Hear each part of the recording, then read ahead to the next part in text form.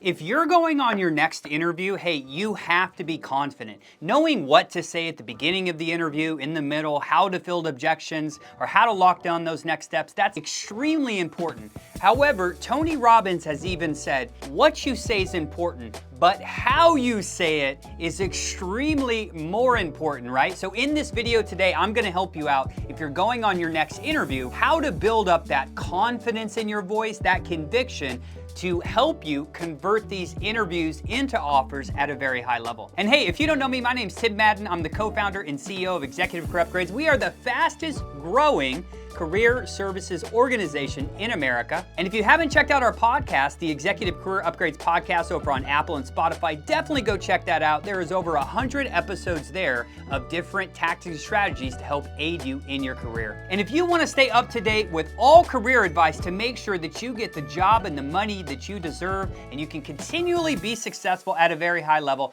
do me a favor and smash that subscribe button below, and let's get started. There are 3 key principles that I have found to ensure that we're showing up confident on these interviews. But I'm gonna share one with you that no one's told you before. I can nearly guarantee it. So many people have asked me before, Tim, how are you so confident? How do you come across this way? And to be honest with you, I've not ever been this super confident person. But I figured out a way to slowly build confidence over time that no matter if I'm in an interview, trying to get a big consulting agreement, or no matter what I'm doing in my career, I'm showing up as a confident person. So number 1, we're gonna talk about keeping promises to yourself and how vital that is if you wanna show up confident on your next interview. What happens subconsciously is if you tell yourself you're gonna do something and then you actually don't do it later and justify it for some type of reason, a lot of people don't know this, but that slowly chips away at your self-confidence. But why does that occur? It's because internally, your brain, your body, your soul has basically said, man, we can't trust ourselves. So no matter if it's you said you're gonna take out the trash for your spouse, or you're gonna hang out with your buddies and play golf, or you're not gonna drink alcohol on Friday, or you're gonna get up early, or you can see where this is going, right? Be extremely careful on what you say to yourself. Because if you keep telling yourself internally the things you wanna do, the things that you're gonna do, and then you don't do those things, well, guess what? You will not have any damn self-confidence. So that is number 1.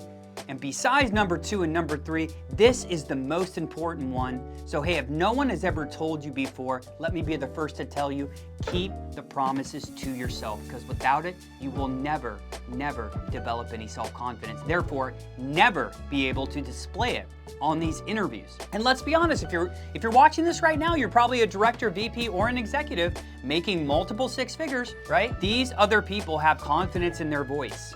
If you do not have that, you will not get the position and other people will.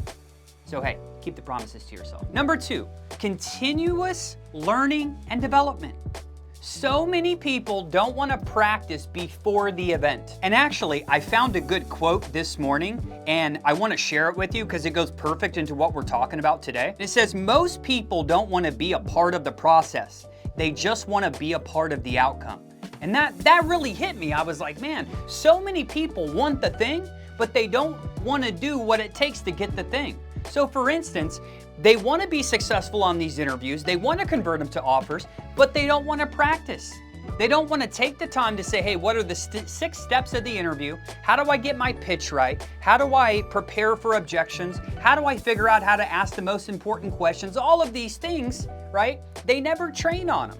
And then when they go to the interviews, they're wondering why they're stumbling and they don't know what to say and they're not coming across as confident. And hey, no wonder you didn't practice. If you don't practice, it's not gonna be good for you. And so many people, it's like, oh yeah, I'm a master at doing interviews. Hey, when's the last interview you had? 4 years ago? When's the last time you practiced? 5 years ago. This ain't gonna go well for you. It's just like playing pool, right? Back in the day, I used to be an amazing pool player and I was good at bowling. Man, I haven't played pool or bowled in a long time. Okay, I go bowling tonight, I'm not bowling over a 200, pretty much guaranteed, and I'm gonna get beat up in pool, right?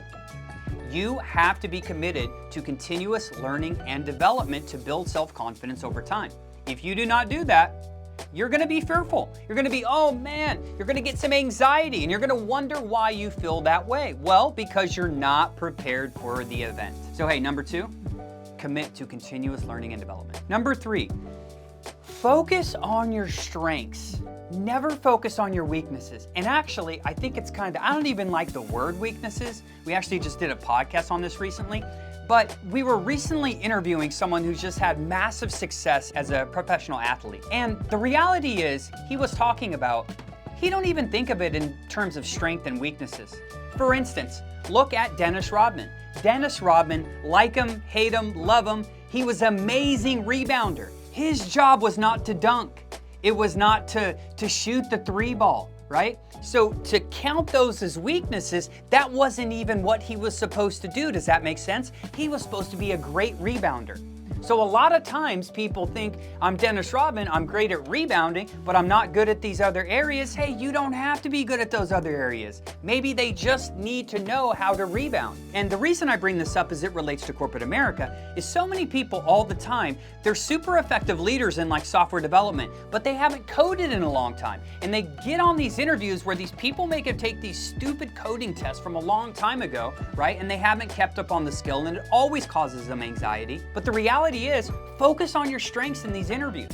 Focus on, hey, I thought you were looking for a leader to oversee this department, oversee these 100 people, oversee this. Hey, if you're looking for someone to code, that's not me. I'll be the first to tell you. I work from a very strategic, do you see where I'm going with this? So lean in as you prepare for this interview, highlighting your strengths and accomplishments, right? And not even thinking about the gaps or your weaknesses. If you continually do these things over time, you will be prepared for that next interview and you will convert it into an offer. But think about this, if you don't keep promises to yourself, if you never practice, if you're not committed to continual learning and development, and number 3, you're worried about your weaknesses all the time so that it overshadows your strengths, you're gonna get beat out by people who hook up with executive career upgrades in our different products and services. Because that's what we train here to make sure corporate leaders are prepared. If you're truly looking to accelerate your career, I highly encourage you to go over to execupgrades.com.